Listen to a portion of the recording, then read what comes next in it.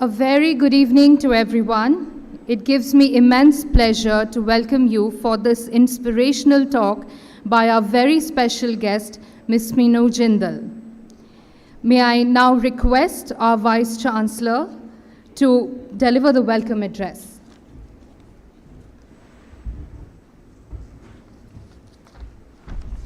A very good evening to all of you.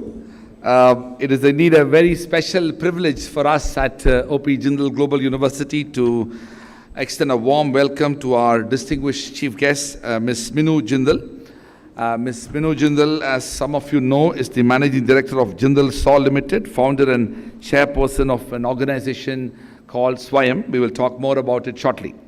Before I formally reflect a bit on our bio and our work, I want to say that it's a very special moment for us to actually host Ms. Sminu Jindal because she has come to the campus for the first time. But then she has been part of the journey long before we even started. I remember very vividly that in the year 2009, on September 30th, 2009, when we began the first academic session in this university, in this campus with just 100 students and 10 faculty members, in one of our events in Delhi, she attended. And that was the first time I actually got to know about the fact that she has this differently abled condition. But then she was present and pretty much be part of the initiative that we are promoting. And I, of course, saw her zeal and excitement and enthusiasm even then. Over the last several years, she has been a great supporter of our institution, mostly from outside. And during the COVID time, we got to meet and to interact and engage more substantially with her and indeed her organization. I want to take this moment to thank our benefactor and founding chancellor, Mr. Naveen Jindal, for his constant endeavor to promote excellence in this institution, but more importantly, on several occasions when we have met, he talked about the importance of making this campus more and more friendly to all individuals, regardless of different conditionalities they are situated with. I am really grateful to Ms. Sminu Jindal and of course Swayam and her entire team of people who have been working very closely with several of our staff members led by our registrar, Professor Sridhar Patnaik and Lavish, for making this campus even more differently enabled. They have helped us in the process of developing a comprehensive audit report, which I am happy to report that we have made a commitment towards implementing all aspects of the report. So I want to thank all those individuals of Swayam who led the effort to work with our own team and to look at the entire campus in terms of its physical infrastructure, but also other forms of infrastructure, both in terms of human resources and other things that we do on campus to ensure that we are a far more inclusive community than we are today. Let me begin by formally introducing Ms. Sminu Jindal for this audience. Ms. Sminu Jindal, as I mentioned, is the Managing Director of Jindal SAW Limited, the undisputed leader in India's tubular pipe industry and founder chairperson of accessibility organization Swayam. She hails from the reputed O.P. Jindal conglomerate, who is of course our benefactor, and is the first successful woman in the predominantly male bastion of steel, oil and gas. An indefatigable champion of accessibility for all, Ms. Jindal was the first to train the spotlight on the need for accessibility in the built environment. Personal challenges made her aware of the hurdles for those facing reduced mobility issues such as the elderly, pregnant women, children and those with temporary or permanent disability. It was this zeal that resulted in Swayam in the year 2000, a non-profit that is India's first accessibility organization. Swayam's efforts have not only made World Heritage sites such as the Qutub Minar and Fatehpur Sikri group of monuments truly accessible to all, but also made great impact on rural sanitation, para sports, healthcare, built infrastructure, public transport, and much more. A multi-awarded and multifaceted personality, Ms. Jindal has been invited to share her journey by distinguished organizations across the world, most recently the Global Leadership Conference of the Entrepreneurs Organization, where she was the only Indian to be conferred the honor. She was also been the chairperson of ASSOCHAM, National Council on Iron and Steel, and chaired the Association for Rehabilitation under the National Trust Initiative in Marketing, Arunim. Ms. Jindal and her initiative Swayam have won numerous awards in India and abroad and are featured in many renowned publications. Now, of course, when she entered the campus several minutes ago, instead of coming straight to my office in her characteristic self, she went to the Jindal School of Art and Architecture building where they were running a program for our students, and we had the opportunity to interact and engage with some of our students and faculty.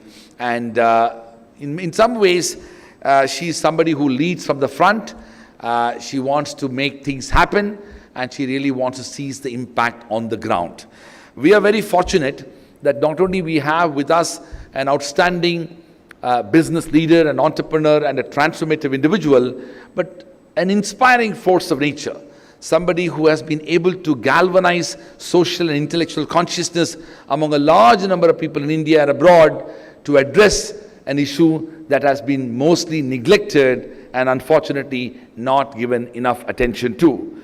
We at OP Jindal Global University are very fortunate that we have got the privilege of not only hosting her here on campus, but also the encouragement, support, and inspiration of Swayam as an organization which is working closely with our faculty and students and staff. As I end my reflections, I want to say that her life and journey is truly inspiring, and we look forward to hearing her very soon. Thank you very much.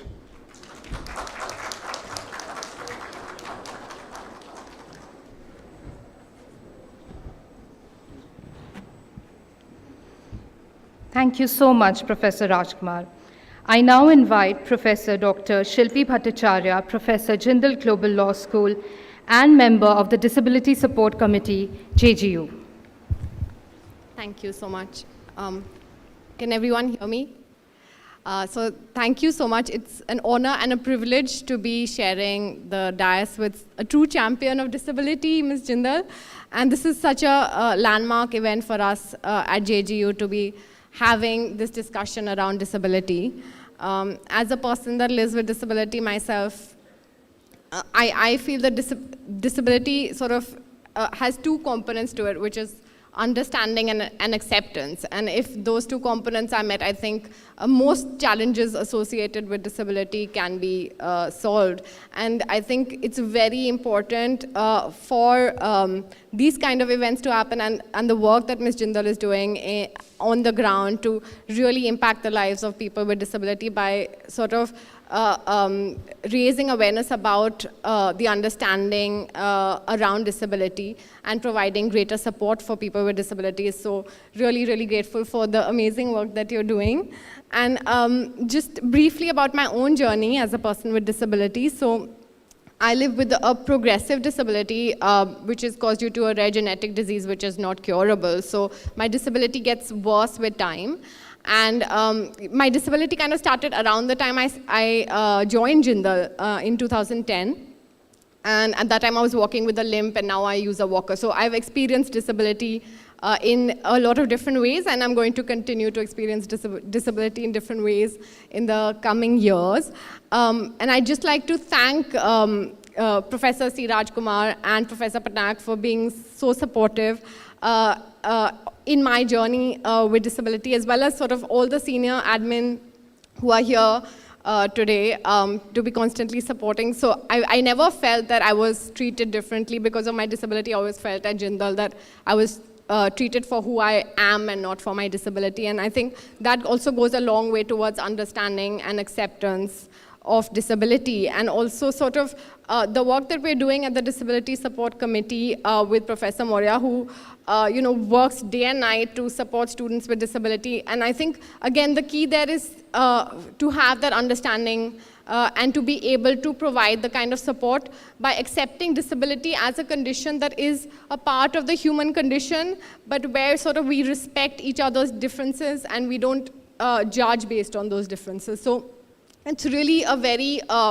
humbling sort of journey to be a person with disability, but also to try and support other people with disability. And I think that we're doing very good work at Jindal to support students with disabilities. And I think that this is an ongoing process because disability is so varied and there's so many different kinds of disabilities. And even though I live with a disability, I find it hard to understand other people's disabilities. So I think it's hard for people who don't live with disabilities to understand disability. But I think, the work that we're doing at the committee, Professor Chandra, Professor Moria, even though they're not living with disabilities, I think, the empathy that they have for people with disabilities, I think that goes a long way.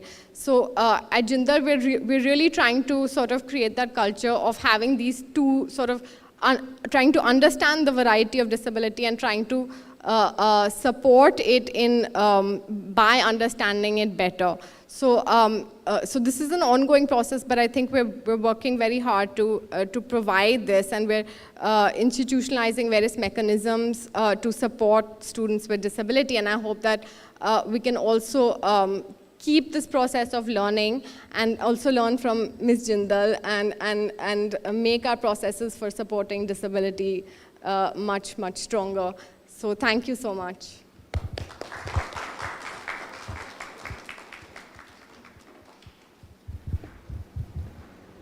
Thank you so much, Professor Bhattacharya. I now invite Dr. Devyani Moria, Assistant Professor, Jindal Global Law School, and Member Secretary of the Disability Support Committee, JGU, to share a few words. Thank you. Good evening to Ms. Jindal, Ms. Bulchand, and my professors, my colleagues, and the students. So I join my colleagues here in welcoming all you students to what I'm sure will be a truly inspirational talk by Ms. Sminu Jindal. I know there will be a detailed introduction for her later on, but I would like to introduce her as a true accessibility advocate and champion. So we look forward to hearing you. I take this opportunity to reiterate that JGU is committed to creating an accessible learning community where students who are living with a disability and also teachers have equal opportunity to pursue their learning goals. Students with benchmark disability or mental conditions can register with DSC. We work within the framework provided by RPD Act 2017, Mental Health Act 2017, and UGC guidelines. DSC is responsible for arranging academic support, mentoring, and reasonable accommodations for the students. We help people with documented disabilities, and also, other than that, we strive to assist according to unique assessments and requirements. Like Professor Shilpi Bhattacharya said, this is an ongoing process. We are continuously working at it and trying to provide the best support we can. So last year, I had the privilege of becoming appointed to DSC. I had interest in volunteerism during my doctoral research and also happiness studies, which got me here. But when I started working closer with disability issues and people dedicated to it, it gave me a whole new meaningfulness, which was very interesting because you could make the connection between the fact that we all are searching for meaning. Evidence and experience both show that when barriers of inclusion are removed and persons with disability are empowered to participate in academic and social life, not just them, but the community benefits from it. We all can play an important role in this process. And how can we do that? By being inclusive in our day-to-day affairs, ensuring access, working with disability support, advocacy. This is also my call for volunteers. I hope that we all here can facilitate change. One thing that we look at when we come to change is guidance. People who tell their real life stories can give us that guidance because they've lived and thrived in disability. And I thank all those people who shared their experiences with us, and I thank Ms. Jindal for doing the same. Thank you so much.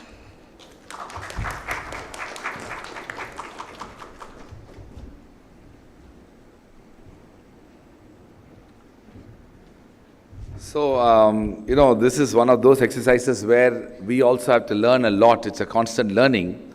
So, we ended up putting a mic in this table, but not realizing that the mic simply cannot be used by her because the height of the table is not good enough for her to be using the mic.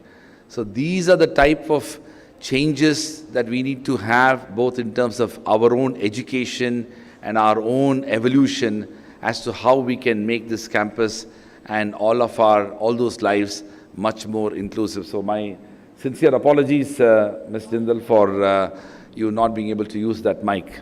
Although I'm going to get one of the tables which might be able to have that mic and bring the table to a higher height for you to speak.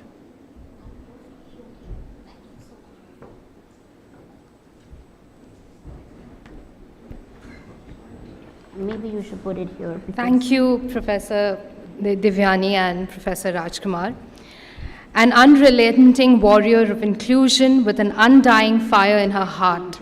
To see an inclusive and accessible world, Ms. Sminu Jindal is first and foremost a visionary entrepreneur and the first lady entrant in India to do her gender proud by breaking the glass ceiling in the steel, oil, and gas sector. Jindal saw, among other things, was the first to manufacture submerged arc welded pipes using the internationally acclaimed UOE technology in India. With her crisp business acumen and foresight, Ms. Jindal led the company to a commanding position in India's tubular market, being the undisputed leader. In the recent years, proliferation in various industry verticals has further strengthened the position of the company as her extraordinary business vision and foresight helped it to spread its dynamic presence worldwide. I would now like to invite Ms. Sminu Jindal to share her inspirational journey and thoughts with us. Thank you. You guys can hear me? Good evening, everybody. It's such a pleasure to be here. Thank you, Raj, for inviting me over. Sridhar, such lovely words by Ms. Devyani as well as Shilpi. So thank you so much for having me here. It's always very encouraging to be amongst young blood because you guys are a citizen of tomorrow. You guys will, some of you will become architects, and I think there are 12 streams here, along with law, along with civil rights, along with stuff like that. I'm not here to sort of make my journey seem like a huge one.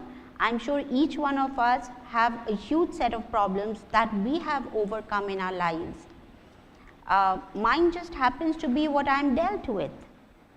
But each one of us, I think as a human being, must give it their best shot to make sure that what they are suffering and what they have gone through, that other people should have a little lesser tough time going through that. And that is why I'm here to talk about a subject called accessibility.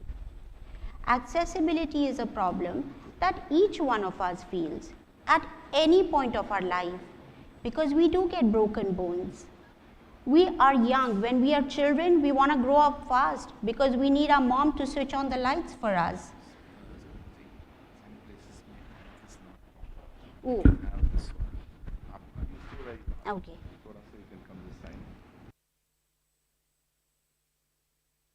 You want me to remove this one? Because then there'll be an echo.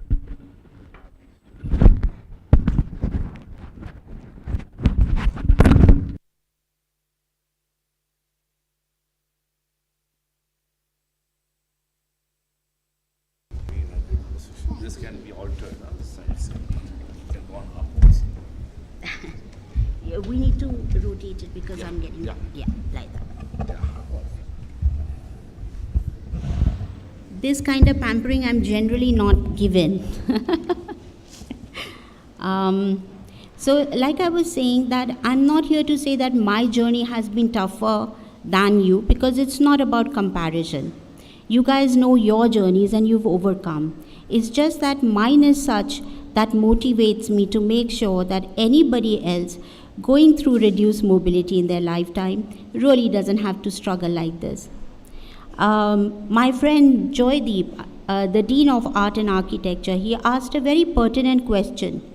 He said, what's the biggest hurdle that you come across when you're talking about accessibility? And that is inclusiveness. It's not a disabled topic. It's not just an elderly topic. It's each one of us. Because we are connected to people who are going through reduced mobility phases in their lives, even if they are our grandparents.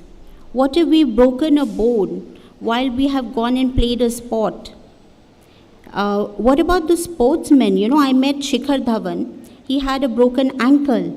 And he said he felt insecure and he couldn't have any family time because he couldn't go out anywhere. He was useless. And to come here and talk to young minds is just to let them know what accessibility actually means. I was 11 when I met with an accident. I thought that accident happened only to me, that I'm the only person in the whole wide world sitting on a wheelchair, specifically in India. Have you ever studied with a child on a wheelchair in your school? Has anybody of you? I just see one hand up, right? Oh, 2 hands. Great. 3. 4. But so many of us haven't. How many in our college life? We're not even exposed to this topic. Unfortunately, most places it's just a chapter or it's out of our own experience. Just like in business, we don't make the same mistake twice to learn from it. Neither should in life. Why should I have to go through a stroke to realize what it feels like? Why should I have to go through arthritis, asthma, to feel like it? It's a big price to pay for a little bit of sensitivity. I'm here talking to young minds. This is something age. We would want you all to live a healthy, happy 100 years. But we want you to live it your way. Because no brick and mortar will decide what I do with my life. I'm going to decide what I do with my life. So when I met with an accident, I was 11. It was earth-shattering, but my family was very supportive, so it wasn't that much. It wasn't that bad. As I grew, I saw there was nobody in school on a wheelchair. I went to SRCC, so nobody on a wheelchair there either. I did my professional MBA. I'm a silver medalist in finance. I didn't see a single person on a wheelchair there either. My problem was not whether I should get educated or not. My problem was which institute would be accessible and willing to make that change. And I come from a very powerful family. Imagine I had that issue. What about the common man? We talk about employment for people with reduced mobilities. Do they go to schools? What jobs are we talking about? Being a peon? Serving water? Liftman operator? We should be able to educate them differently so that they can live their lives. And in this, the biggest hurdle is attitude, that it's somebody else's problem, including parents. As parents of children with disability, my parents in particular, I feel today they were not kind. They told me, if your sisters can wear shoes and socks on their own, young lady, you got to do it. If they can take care of their cupboards, so do you. If they get up in the morning early to do their exercises, go to school, study hard, get good grades, so will you. I'm so glad they did that. As parents, it is our duty to make sure children with different reduced mobilities make it on their own. Because as mothers, we allow them to stand up and fall before they start walking and running. And that gives me courage that all of you out here will become parents. It's important for us to realize that reduced mobility is just another way of living life. We need a ramp. We need an elevator. How many of us like an elevator anyways? How many of you would say your school is so stingy, it doesn't give you an elevator, but it gives all the professors the elevators? I'm one of you. I used to do that. I loved elevators even when I was walking. Did we all know the emoticons that you have on your mobile was actually made for deaf and mute people so that they can communicate better? But doesn't it make our conversation very interesting and it brings in the flavor that's missing otherwise in a text? Writing a hug or showing an emoji with a hug is very different. By the way, the telephone was actually made as an accidental discovery because Graham Bell was trying to make a hearing aid. There's a reason why he didn't want to even accept an award for this, because it wasn't intended to be like that. But today we can't even think about not having our mobile. So inclusivity brings strength on the table. Like very well said by somebody, लोगों को जोड़ने से ताकत बनती है. So empower people around you. Let them also take a step forward. When I came to my work side, everybody told me, mostly, Are, you being a woman, what will you do in a business like iron and steel, oil and gas? How will you ever cope up? To which my reply was, I'm going to manage people. I love being with people, and people do things. Machineries have limitations. People don't. I will get across to my people to work with me, not for me, but with me. When I went through my business life, I realized I'm not the only one struck with a problem. You know, the guys who bring cylinders to our homes, way before we had gas connections, broke their backs. 7 years was their working life, because after that they became paraplegic. What I did after my car accident. People who actually plucked coconuts from trees fell, broke their backs. It's just that we didn't know about it. And I bear no cross against people who don't know about it, who stare at me for curiosity. But I would like that curiosity to lead somewhere. If you saw me struggle and come and walk and saw stairs, you helped me get up by picking my wheelchair. Next time, try and see if you can talk about a ramp. When we talk about water, we talk about clean water. When we talk about roads, why not accessible roads? How many of us can actually cross safely on a pedestrian pathway? How many children can ride a bicycle? I did when I was a kid, but my kids can't because they'll be run over. These are all policy issues. I started with a website which started giving information of what does the government do, like what benefits you get. I remember reading about it, that if you were visually impaired, your whole family gets a 50% off on a train journey. I'm like, dang, if this gets out, so many people who are visually impaired with their family will have a great vacation. Why don't we? So we started a portal. In that portal, I had also put jobs. And I've already told you, the job thing didn't work. And I thought, why?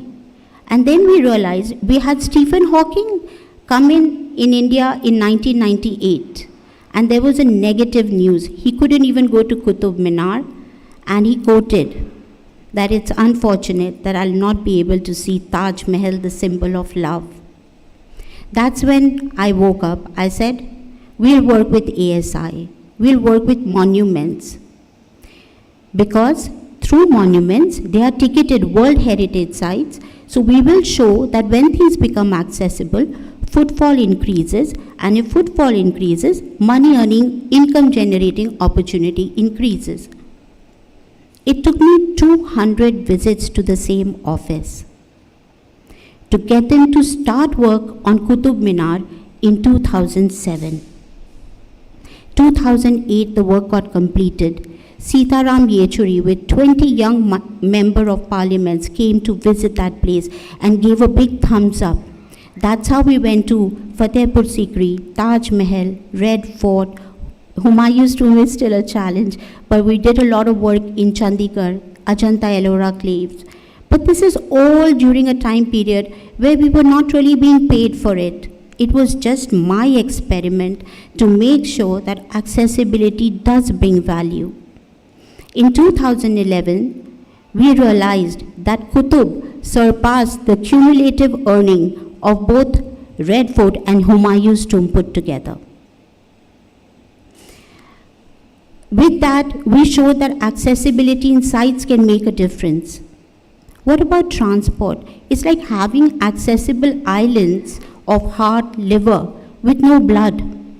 Transport is that important. In 2007, I had a very bad incident with Jet Airways. I was mishandled. I was told that I should sign an indemnity bond, that if something happens to me, even if there is a plane crash, my family would get nothing because I've signed that indemnity bond. I could have done it. It was less headache. I could have gone ahead, done that, wrote a letter to Naresh Goyal ji, asked him, told him about my woes, got my chargers to talk to him and get my way. But I didn't do that. I wanted newspapers to publish it because I want the next person who's traveling should not have the same difficulty I did. Those days, it was very difficult for media to type anything wrong about airlines because they would get free tickets. And that's where I dug my heels. I'm like, I'm gonna get this done.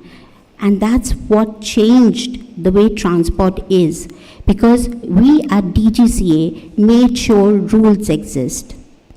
We worked with Urban Development Ministry. We worked with Tourism Ministry, being on its major committee. We've done a lot of work for only making rules. You guys are right if you haven't really heard about us, because we work very closely with government. Because if there are no policies, if there are no rules, people won't break them and they will not get into trouble. Whole idea is that when we grow older, we grow old with dignity. I thought this was a very urban phenomena and I wanted to stop there. But then I realized most coconut pickers were in villages. People who had health issues also come from villages. So we said, because there is no path, there is nobody who's really done something in it for me to say, it's done. It's my gut feel. So we started an accessible toilet project for the villages of India. We have contacted, out of 760 some districts of India, we've contacted 100 districts on our own. As a small little organization of 5 people, we reached out to water.org, and along with them, we started a project in the villages to make accessible toilets happen.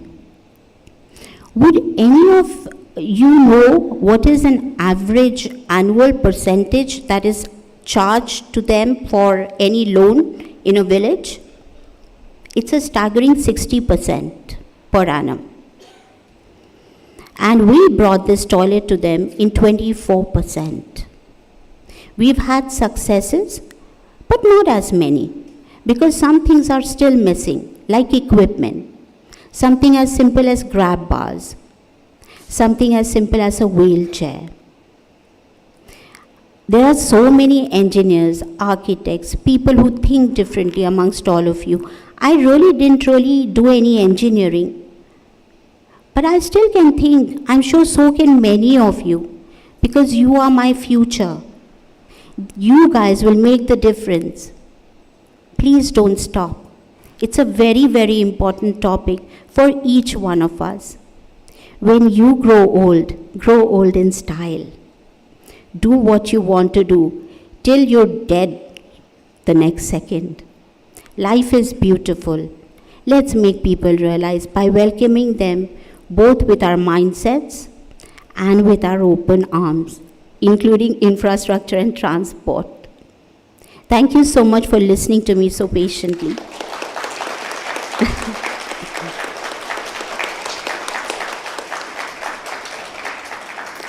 I just wanted to share my journey. Possibly somebody could see some worth in it and take it forward. Thank you once again. Jai Hind.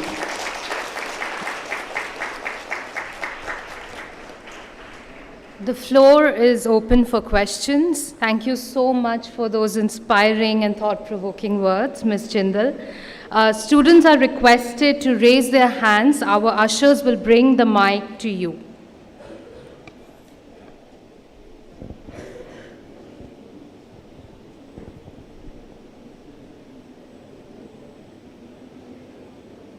No questions are stupid.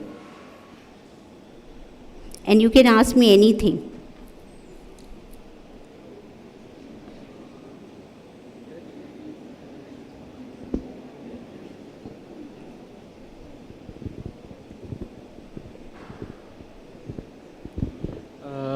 I had a. Please tell me your name so I can recognize you the My next name time. is Ame Goswami. Amit? Ame Goswami. I am from BALS course, Okay. second year. I had just a basic nascent question that when you go on with the research, will you use a quantitative or qualitative method or both as the medium to get the effects of your vision that you have tried to accomplish? Thank you. That's a very interesting question. We would like to go with quantitative data, of course. Even qualitatively, it should be right.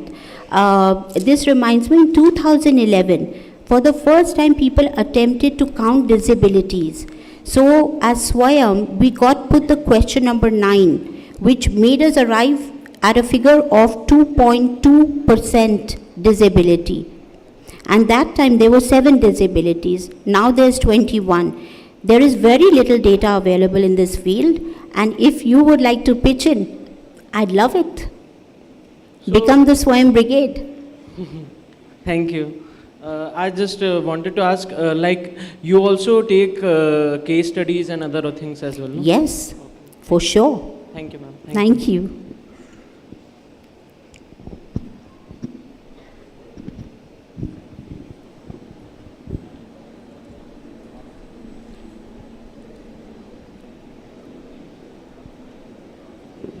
I request the students to raise their hands.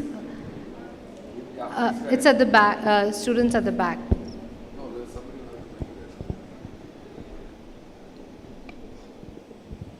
Good evening, my name is Shivangshi. So my question is, Can't see you. Where are you? Okay. how is what are the ingredients that go into the impact assessment? How is the impact assessed? Come again? So how exactly does the impact assessment work in this case? Okay, okay. So we go ahead with a lot of testimonies, and we've realized in terms of there are different parameters. Like if I've done work with ASI, footfall increase is important. If I've worked with the toilets in the rural India, then I like to have my testimonies there. And how popular your product really becomes is the biggest testament, because ultimately more people want to have a better quality of life. And accessibility is actually a human rights issue. It's not about if or whether you can have it or not. Thank you so much. Thank you so much.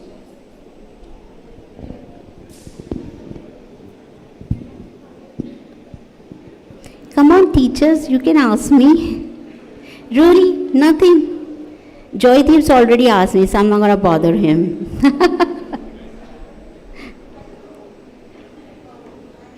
Sure.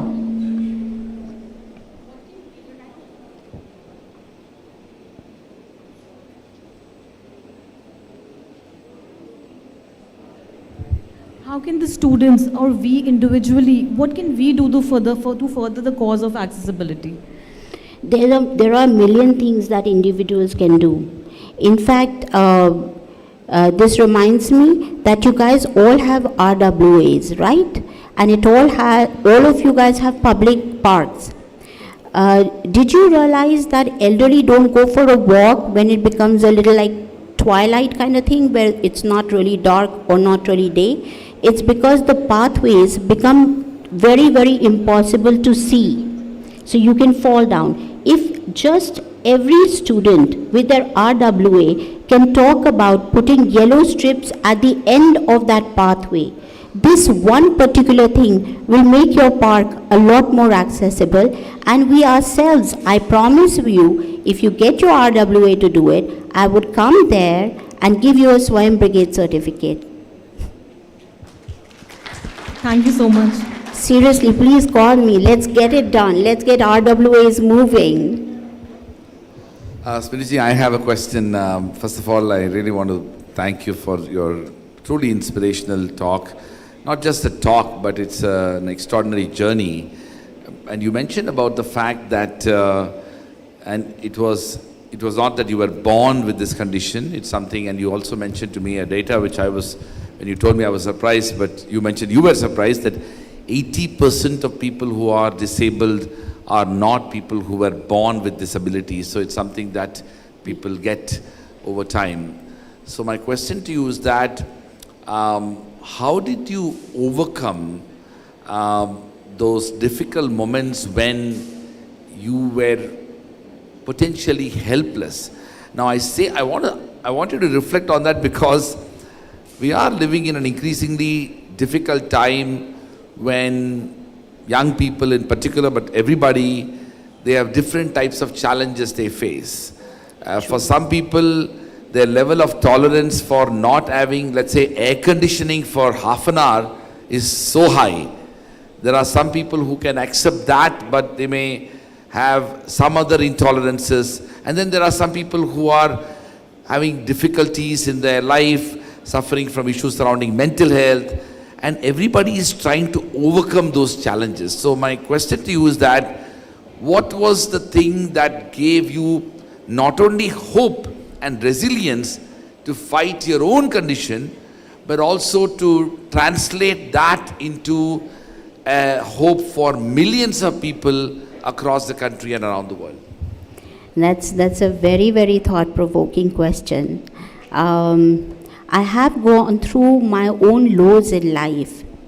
As any one of you, you've overcome your challenges. I overcame mine. Mine looked mammoth at one time. I was just 11. I never wanted to go to school. I was like, people are gonna stare, I'm not going. So my dad said, you just have to, young lady. My parents made it seem effortless wherever I wanted to go, and I didn't have a choice. So every time it was the carrot or the stick. So when I didn't want to go to college, which was co-ed, because I went to an all-girls school, Presentation Convent School. And so when I went to SRCC, I said, there are boys, I'm not going. So he said, you want to work? I said, yeah. So he said, well, you got to manage boys. So you just have to go there and you have to just be there every day. So when there are lows in your life, you do feel very bad for yourself, like I have. But there's a period of mourning and mopping. In my case, I had a choice. I could sit in the room and cry, or go attend school and college. Sometimes, people with reduced mobility don't have a choice. We are forced to stay indoors, and therefore that becomes a reason for crying our eyes out. COVID has taught us, no matter what facility you have in your home, being alone is not good. How many parents know this for a fact, that school on internet teaches you nothing?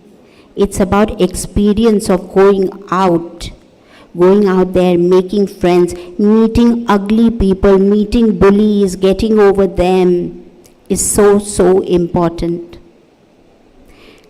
education needs to be made available to people with reduced mobility, be it a student or a faculty member, because that's how we'll be able to cope up.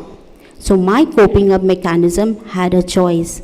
I'm requesting all of you to give accessibility a chance, because that chance creates choices for people. Choices create hope, and hope is always priceless.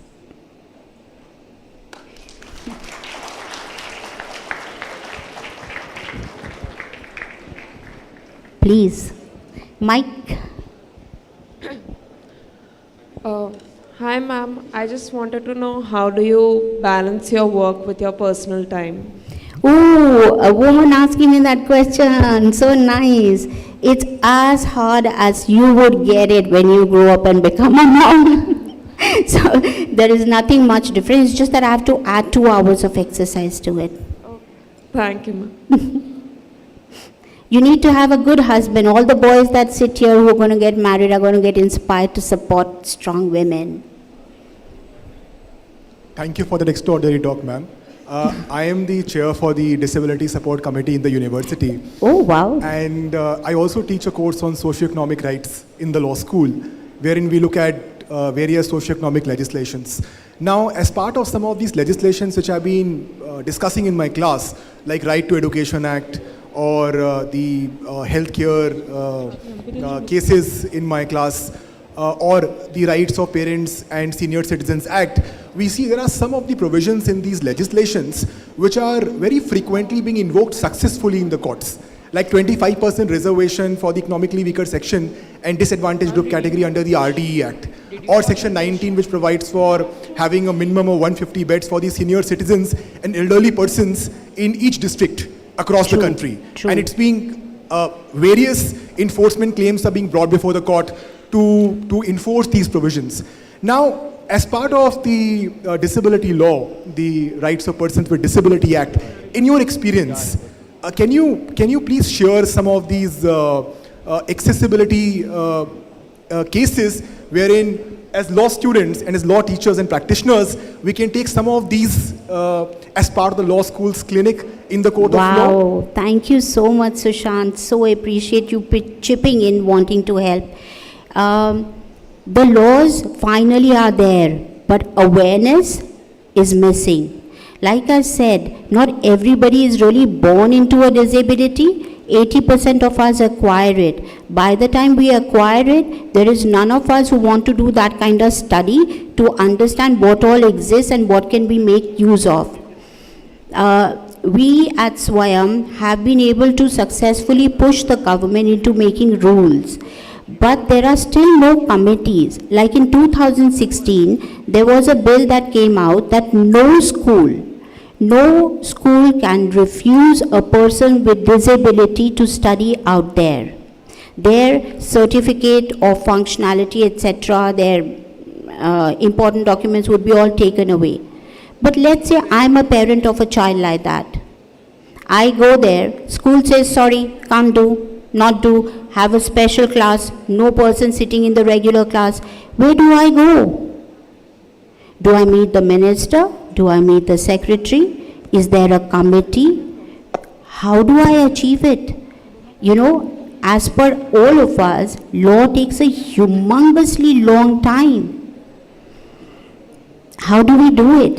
It is citizens like each one of us when we start demanding that things should happen, and that is why most of my time goes in awareness creation. Today coming here was taking time out from my work to create awareness so that many more people can hear from the horse's mouth how important it is. And you know what? My wheelchair helps me here, because I'm not, let's say, Raj also believes in accessibility, but it doesn't make that impact. But when I say about accessibility, it makes an impact. When I say please be aware, please make sure that you take this torch forward, awareness carries a different meaning. So yes, for me the biggest fight, one of the challenges has been railways. Raj mentioned that we worked with Arunim. We had around 960 NGOs whose marketing we were supposed to do. We started with a turnover of about 1,60,000 rupees, and in 3 years we closed it at 1 crore. This market has a huge amount of potential, but you cannot tell a person who's making candles saying, "Ye product nahi bikega." I could have done it because I'm in a wheelchair. You do it, you'd be lynched because you're a walking, talking human being. But when I said that, they thought they would change because मैं जानती हूँ कि chair पे बैठना क्या होता है. Unfortunately, I could never let them come to our marketplace. This is the problem even with our para players. We are unable to bring them from the villages because railways are not accessible. I would like, as students, as teachers, as this university, to make noise. Why can't railways be made accessible? Delhi Metro can be, but railways can't. There is no logic. All those people travel abroad. They know how to make things accessible. Common man doesn't ask for it. By the time it happens to us, we are too late. We are either economically not strong or we are out of power. Remember all your grandparents who say, नहीं नहीं अब मेरे लिए एक RAM बनाकर क्या होगा? मैं वो grandparent होती हूँ तो ज़रूर होगा, आप बनाओ RAM. You please take out your scooter, go out there, sip a margarita, enjoy yourself. Life ain't over till you're dead.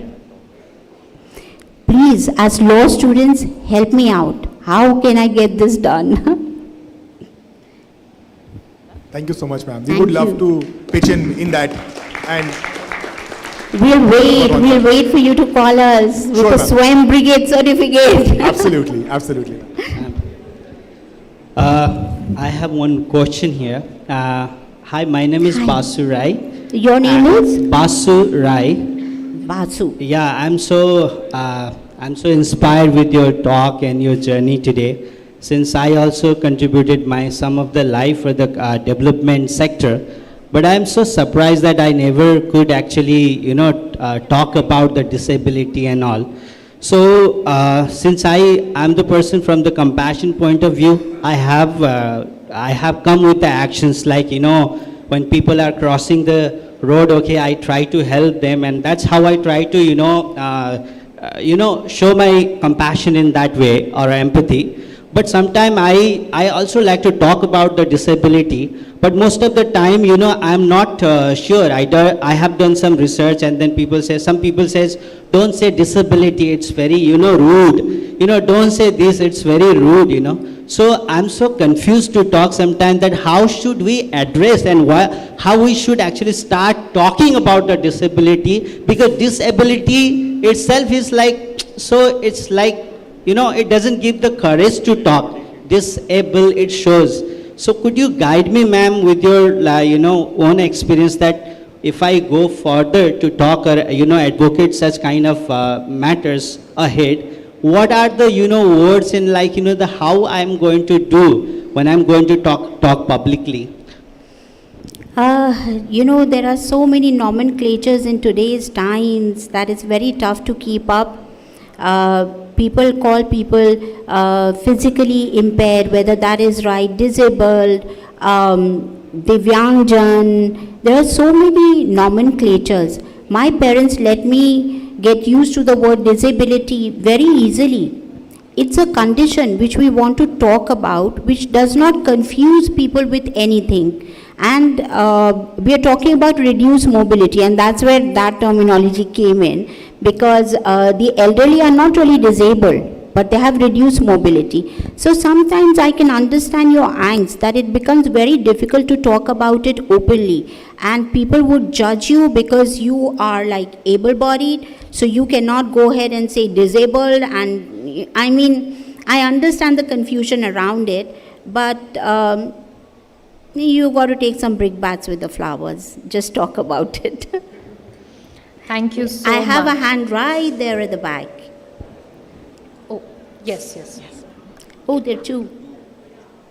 Good evening, ma'am. It's an honor to have you with us. I am Mrs. Haldar, a counselor and a special educator, and all my life I've taught children with cerebral palsy. So, a very basic question which has always haunted me is, why can we not incorporate little things in our school curriculum which sensitizes our generations once they leave the portals of school? True. For example, I have a sister who's a self-destructive autistic child. She's no more a child, she's 47 now. And I still remember that in our school, in the special school that I worked before I joined here, the children who were from the Department of Auditory Impairment or Hearing Impairment were taught the national anthem in their own style. But why did we not learn them and join them? Why did we not sing in their manner? Why does such insensitivity still exist?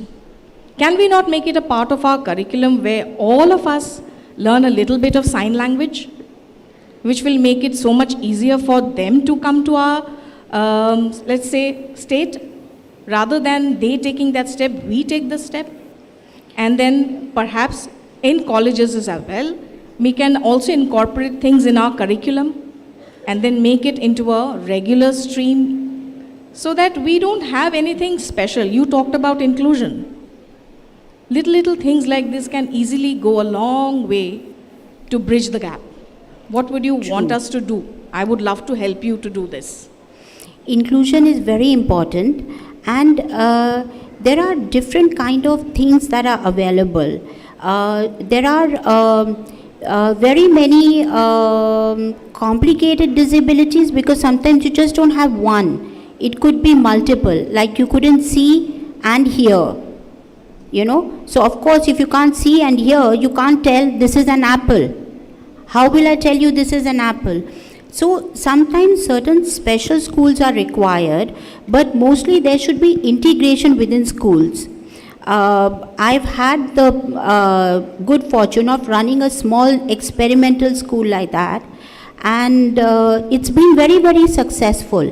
Barfi as a movie explained little bit that without it being like a sad and a very unhappy topic. Like that, inclusivity needs to come from all spheres. And we just have to realize we do things differently. I mean, instead of me walking on two legs, I drive on my four wheels. It's as simple as that. But exposure at a young age in school, getting an opportunity to study in a class of 56 like I did, those 56 students learned how to be friends with me as Sminu as a human, not Sminu, the person who uses a wheelchair. I feel education has a lot of things that it can do to make it better. This is exactly what I wanted to hear. Thank you so much, ma'am. So welcome. I think we had someone else raising their hands at the back. If you could raise your hand again, please. I can't tell you how much I'm loving these questions because through your questions, so many other people have their answers. So, good evening, ma'am. My name is Shubh Agrawal. It's an honor to see you here, first of all. I had two questions. So, first question was, India being a country where a large portion of our population resides in rural areas and, is at the bottom of the pyramid, how can this population be brought into the steep stream of entrepreneurship? I believe that if it is really desire to make a self-reliant India, entrepreneurship should really come from grassroots. Until and unless these communities aren't self-reliant, we couldn't really attain that dream of becoming Atmanirbhar, at a certain point of time. So how do you think could entrepreneurship be facilitated in these communities? How can we, make these communities so competitive as entrepreneurs that they are able to survive in the markets and create sustainable businesses? Second question that I had was that what do you suggest is required for someone to become a successful entrepreneur? What are certain mistakes that people do when deciding to become entrepreneurs? Very important, and I do believe that entrepreneurs do need to start at grassroots and they should come from villages. My grandfather did exactly that. He was a small zamindar. He decided to change his life and he started selling buckets in Calcutta. That's where he decided to become an entrepreneur and not just a small zamindar. Time and again, people from different communities from the grassroots level rise up and make it big. But there is no formula of success. Success is all about perseverance, honing your skills, and doing things that you love every single day. And be creative. There is no success formula. But be dogged, be stubborn, be perseverant. Believe in your dreams. Another. Thank you so much, Ms. Jindal. There's- I think we would wrap up with the Q&A session now. So one last question and then we wrap up. I see Sure, the guy of course. in the yellow shirt right Good evening, there. ma'am. My name is Rukesh. Your name is? Sorry? Rukesh, ma'am. Rukesh. R-U-K-E-S. Rupesh. Rukesh. Okay. Yes, I'm administrative staff out here in Jindal Global University itself. So, ma'am, my question is just a simple question. Ma'am, I believe disability is not just physical, ma'am. In this era, disability is not just physical. Many of people in this generations, many teenagers, many adults are facing disability like mental disability, stress disability, obsessions. So I myself cannot believe, ma'am, you being a disabled person. And on top of that, ma'am, on top of that, in this era, the disability of mental disability, and how do you overcome that disability too, ma'am? The physical disability, you overcome it, that's my point of view. But how do you overcome the mental obsessiveness that you faced during these difficulty times? Just like each one of you, there are students who have difficulty in passing an exam. How do you go through it? Learn. That's how you get over mental disabilities, is concentrate. And I don't mean the one that's written in the 21 disabilities. I'm talking about an everyday human being going through their life. We just have to cope up, we have to have mechanisms, and we'll get by with our friends. Thank I you. mean to say, ma'am, what was that one moment that kicked you off that, yes, I had to do it and I had to overcome it? What was that one moment that kicked you off? There are no one moments, you know. There was a time when I had gone to work and there were 11 people who walked out on me, all heads, because they didn't want to report to a woman who was so much younger and who used to play with them like a child. So they walked out on me. But giving up was never something that I ever considered. For me, plan B doesn't happen. If plan B is there, your plan A is not good. There can only be plan A. Plan B should be how do you achieve plan A. So there is not one time, millions of times I feel like throwing in the towel. Especially when I look at accessibility. Mujhe kya padi hai? My life is going on fine, to hell with it all. But again, the next day I get up, no, maybe just this little bit, maybe just this little going forward. And some of you come out and say, I believe in you, and it makes me want to go on. So not a single moment, many, many moments. Okay, ma'am, thank you. Thank you. Thank you so much, Ms. Jindal. This Q&A was indeed very, very inspiring. May I now request Professor Rajkumar to felicitate our guest of honor, Ms. Sminu Jindal. I request our registrar to join the Vice Chancellor to felicitate our chief guest.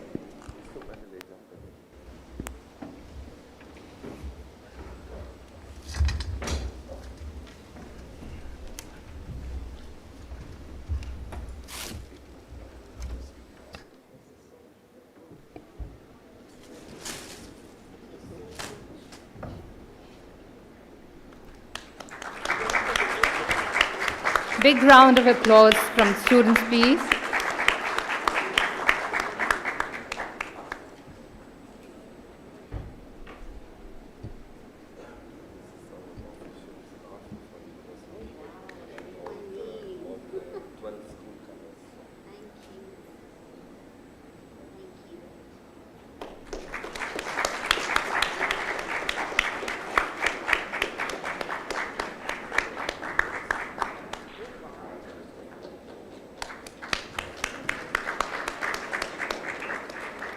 I request Professor Rajkumar to felicitate Ms. Vandana Bhulchand, Mr. Bhupender Singh, and Ms. Kuheli Sen for joining us this evening.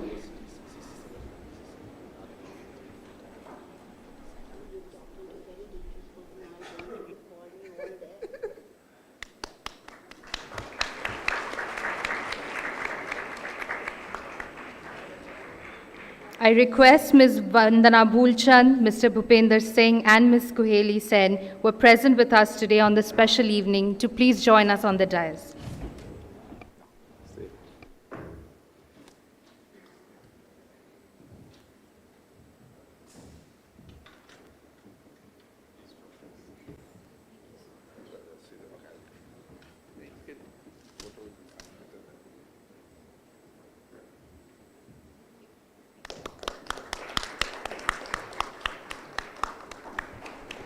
I request the audience for a big round of applause.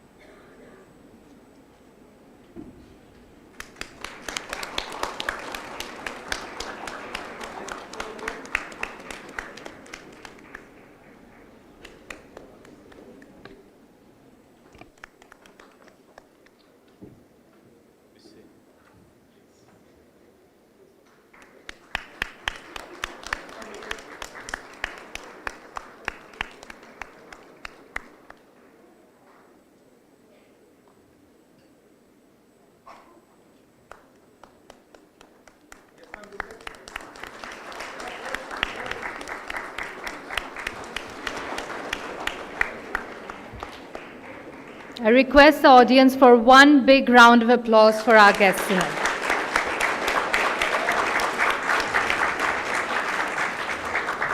Thank you so much. I invite Professor Sridhar Patnaik, Registrar, OP Jindal Global University, to thank the Chief Guest and the Vice Chancellor and give the concluding remarks. Thank you so much, Professor Deka. It's indeed a momentous day today. We have waited for this day, Ms. Jindal, for a very long time. But all good things come to a logical conclusion at a divine moment and a divine hour. And the hard work and all fructified. And today we had the privilege of hosting you on campus. And I must say, on behalf of the Vice Chancellor and the members of the community, and of course the Honorable Chancellor and the benefactor, that although we endeavor to provide knowledge and in-depth knowledge on a particular area of study to all our students who join us, but today it's a positive spin, because what you brought to the fore is the values of empathy, diversity, civic and social responsibilities, if I may say, and we expect our students and even members of the community, in fact, to imbibe these values and even to go ahead with cultivating these virtues and qualities. And in particular, an appeal and message to all our students is to ensure that you develop these attributes by the time you graduate, because that's what is going to give you a holistic learning and makes you well-rounded individuals. And that's a terrific message this evening, which we got from you, Ms. Jindal, and we cannot thank you enough. And also, what's so beautiful over here, it's in sync with the vision of this university, founded in the name of Shri O.P. Jindal, who always believed in access and opportunities. And we are so grateful even to the benefactor for his unwavering support to the university and for having set up this wonderful place. And we are also thankful to the Vice Chancellor for his singular commitment in leading the university. And what's more, it's been like a very good sort of groundwork that happened to make this day a possibility. But I must say, Ms. Jindal, this is only just the beginning, because we still have a lot of commitments to fulfill in order to ensure that the campus is more accessible and even the rights of the disabled are protected both in letter and in spirit. And on behalf of the university, I would echo the sentiments of the Vice Chancellor that we would abide by all these commitments, and in a progressive but in a swift manner, we will try and endeavor to fulfill all our commitments sooner than later. And this would be our assurance to you. And we are also so grateful to the team at Swayam for having collaborated with us over the period of the last few months. I recall the number of visits they undertook to the university and even the hard toil in order to conduct an audit and to give us a feedback as to what improvements we need to make. And we are so grateful to them, and we will continue to work together because we all belong to one big family, and that's a family of the OP Jindal Global University, and we will collaborate as we execute our vision and mission. So thank you so much for everything, for your continued guidance and for your inspiration. And I also thank all the members of the university community who are present here this evening, the students, faculty members, the deans who are present here, and all the administrative staff members who ensured that this evening is a great success. And before I end, on behalf of my own self, I would like to apologize for any sort of inconvenience that might have occurred to you. And we will learn all the lessons, and we will ensure that, we will move forward from here and do well and do better. Thank you so much.